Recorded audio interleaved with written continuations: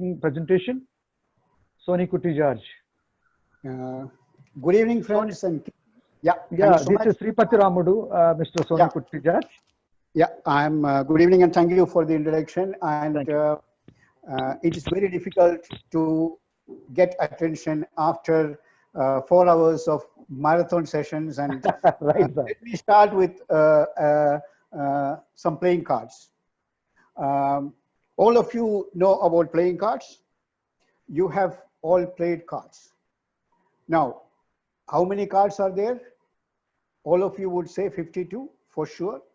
But there are 2 of my photographs up there in every pack of cards.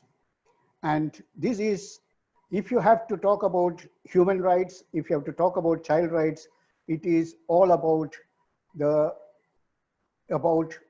pack of cards. If you're talking about child rights, we have 54 articles, which includes the 2 jokers, the basic principles of non-discrimination and equality. If you are talking about survival rights, it is like spades, it is a bundle of rights. If you're talking about development rights, it is a bundle of rights. And if you're talking about participation rights, it is a bundle of rights, and you cannot alienate. If you lose 1 card from a pack of cards, it becomes useless. And therefore, every human right, every child right is about the wholesome, indivisible, and inalienable set of things which are necessary for human beings to live with dignity. And with that, we have, can we have the slides, please? We look at quickly, what is the SDGs talking about human rights? The next, we're talking about SDGs, we are talking about human rights in SDGs. Can we go to the next one? Yeah, to the next one, yeah. We just talk about SDGs in 3 minutes. We talk about human rights and SDGs, then we talk about human trafficking commitments in SDGs, and last 3 minutes, we will look at the way forward. We're saying that slavery, trafficking, dangerous work, prostitution, every form of child labor, every form of why it is a violence against children and women. To the next, please. Every one of us are very familiar with the SDGs. This image is very familiar to all of us. I'm not going to go into the 6 P's of the SDGs: the planet, the people, the prosperity, the peace and partnership, which we are talking about, or the provisions and participation and protection, the 3 P's which we talk about child rights. Next slide, please. We are talking about the 17 goals which are there, the sustainable development goals. We are talking about 169 targets and 232 indicators. And we need to know that freedom from fear and freedom from want from all is the essence of the sustainable development goals. And therefore, it is grounded in international human rights standards. So it is something that is very critical, human rights standards and equality and non-discrimination. What I said about the joker in a pack of cards, everything is touched with knowing how it means equality and non-discrimination is taken care of. And I think the most important dimension, the shift between MTGs and the sustainable development goals has been from economic and social and cultural rights, we have moved into political rights and rights to development, which are more human rights based. Can you go to the next slide, please?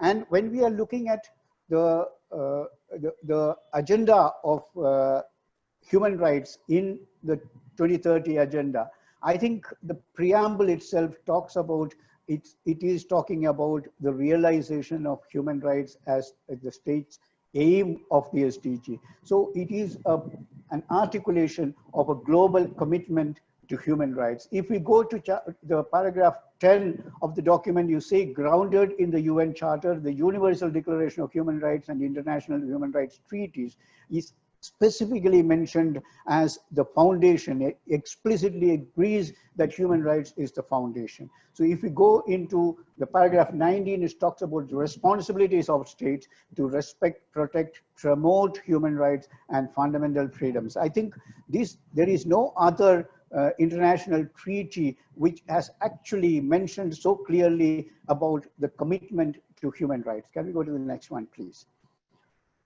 And if you really look at what is it that we are talking about in terms of the paradigm shift that is happened to sustainable and equitable development, you would see that access to justice and fundamental freedoms is in goal 6. And in goal 17, we are talking about international targets, which are like, where international cooperation and right to development becomes. Actually, the two key SDGs, 5 and the goal 10, which actually talks about achievement of gender equality and and reducing inequalities between states. And I think there is this specific focus which is there in the SDGs on human rights per se, and that is the most important thing. Can we go to the next one, please? And we are, next slide, please.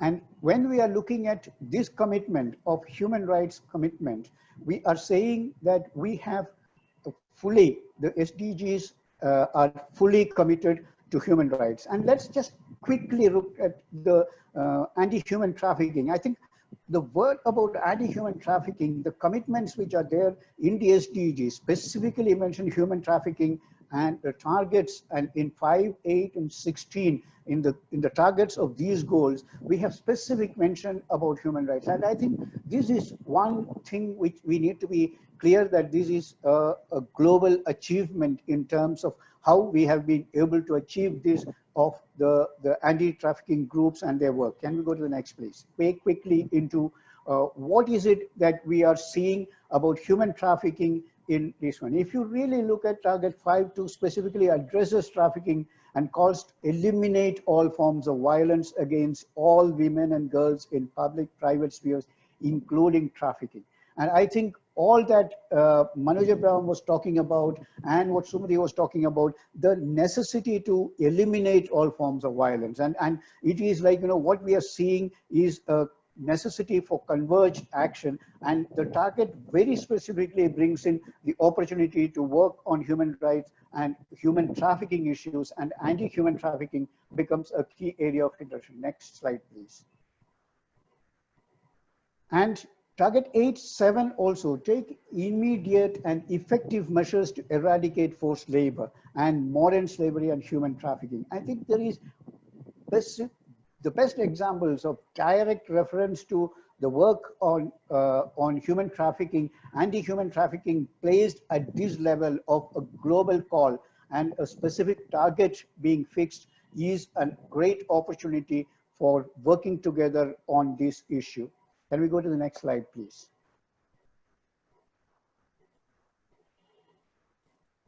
And then on target 16.2 calls for the nations to end abuse, exploitation, trafficking, and all forms of violence. I think this is specifically what we are saying is the SDG gives us a great opportunity of working on anti-human trafficking, and this is a global platform and a global pressure which is being in place. And how do we really use this space is going to be the big challenge. And I think the way forward for any work on today on anti-trafficking, anti-human trafficking date, what is our commitment? I think the first commitment is to data and data sharing. I think Sumati ma'am was talking about the necessity to share data, but I to generate data. SDGs are looking for specific data. The space for the Hyderabad University or the scholars here is to be actively engaged in this data generation, and how do we really design that kind of data is going to be a critical dimension of our work. How do we look at these great opportunities of universal periodic reporting for DHR, or how do we look at the CRC, alternate report for the Convention on the Rights of the Child, and how do we really look at opportunities to use this data and specifically bringing in a converged action on anti-human trafficking nationally is right now. The UNCRC report is under preparation. Alternate reports to UNCRC is a forum with which we can actually converge and make this a reality. And that is for organizations like IGM who work on this issue on a national basis.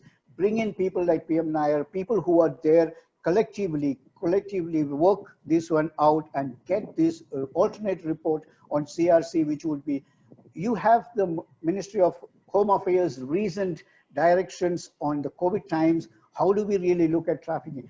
This is an opportunity to converge and work together with the departments and with the people around to make sure that we are able to make a tangible difference in the lives of these children who are most abused. No children are for sale, no women are for sale. And I think collectively, together with the police, together with the university, together with the commission, and with all stakeholders around the table today, right now, we can make a difference. And that is the commitment. And UNICEF is part and parcel of this, to be with you in this struggle. All the very best, and thank you so much.